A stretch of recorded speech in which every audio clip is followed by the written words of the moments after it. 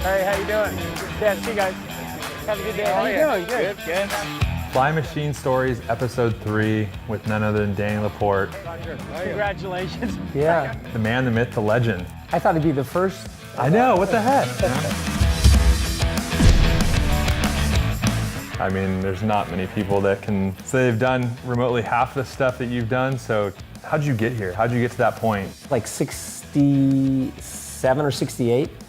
My dad pulls up in a truck and it has a Montesa motorcycle in the back. You know, when you're a kid and you're in the desert and your dad puts you on the motorcycle, and I'm sure this has happened to a lot of people, once you get the throttle in the hand, you get the wind in your face in the desert, it's like, I'm in charge, right? There's so many stories. 1977, the famous story, Let Brock By. Yeah. Before my time, but everyone's seen the photo. That's amazing that people are still talking about it to this day, you know. But it wasn't that moment why I lost the championship. It all was okay because I just looked at it, I screwed up, I lost the title. 1979 500 US motocross champion.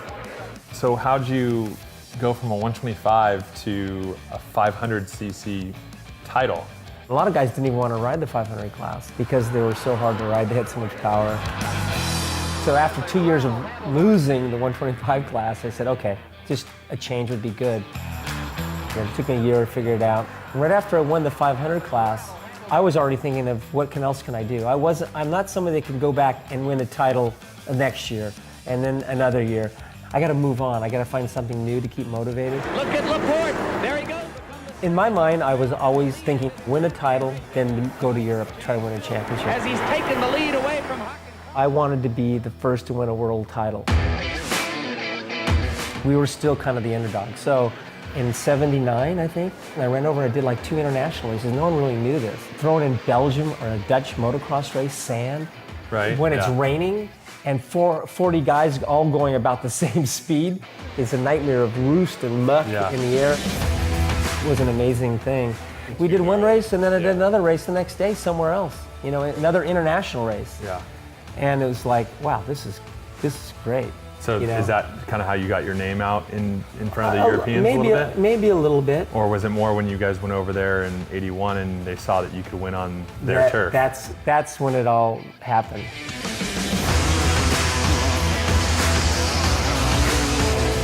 ...1981, Motocross of Nations, part of Team USA.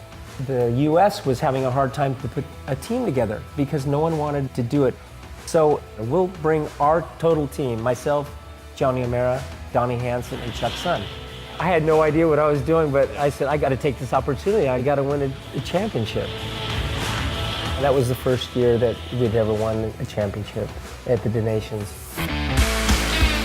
1982, 250 World Motocross Champion, first American to ever do so. No, actually, in that class. Lackey beat me the weekend before, though. Flash forward a little bit. Take me through how you go from motocross to wanting to become an off-road rider. When I was racing motocross GPs, I'd watch on TV Paris to Dakar event. It's on national television. It's like Tour de France, you know? So I started to see like Gaston Rayet on a BMW. You know, Gaston had gone from motocross, he started racing rallies. And he had Marlboro and BMW and Playboy sponsors. And I'm going, wow, something's really going on in this world of off-road. And so I'm thinking, wow, this is kind of cool. I think I got to try this right away in my mind because I grew up riding in the desert. And it was just so exciting to think about racing across Africa. I thought that's an adventure. That's an adventure, yes.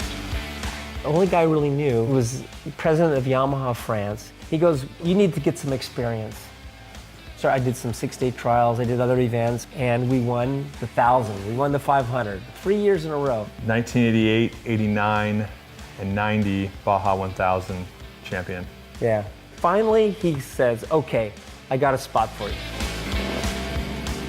1990, I got some experience in the Pharaohs Rally in Egypt. It's 11 days, it's a big race, it's 4,000-mile event. I got lost, I blew by checkpoints, I passed, I did everything wrong you can possibly do. But I won. But you won. I won some stages in Pharaohs Rally, so Yamaha was really happy about that. Then the second one was Dakar. There's video of you getting lost one day in like an African village. And Full panic. You're just like panicking, like riding around these straw huts. Oh God. And I was just like, whoa, Yeah. like, okay, I get that they raced across Africa, but this is like Africa. Yeah. On the 7th day in the country called Niger, the town Agadez, 14 days of my life were wiped clean. I crashed really high speed. And I had a lung contusion, heart contusion, I cracked my sternum. And I was bleeding internally in my lungs, I couldn't breathe. A helicopter flies in. They shoved a stent between my ribs so I could breathe. And then they flew me back with a medic to the camp and flew me back to Paris for the middle of North Africa, and I survived. That was my first real experience in Africa. So I said, I'll never do this again. I'm over it. We fly back to LA and I'm hanging out. Weeks go by, days go by. I'm starting to get a little itch. And then all of a sudden, I got to do this again. Oh no. And that's what Georgia said, oh no.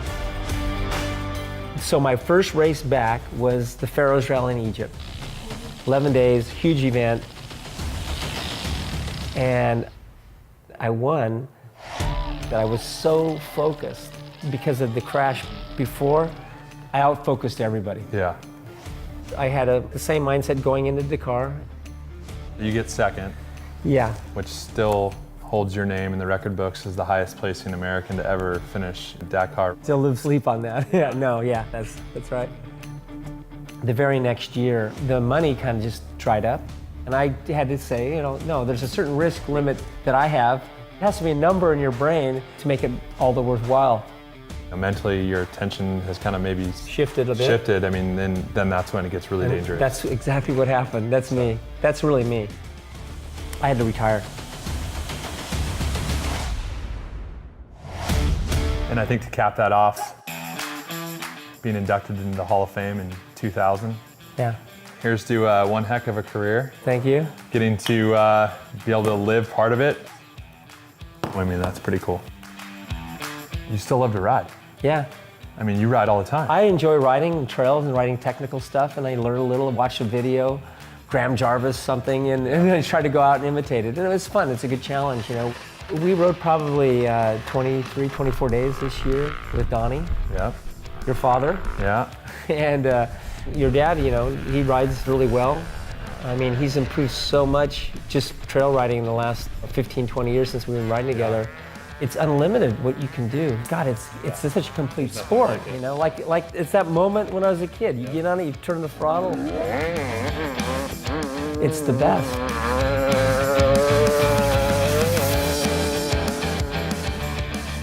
When you cheer somebody, You're supposed to look in the eye. always.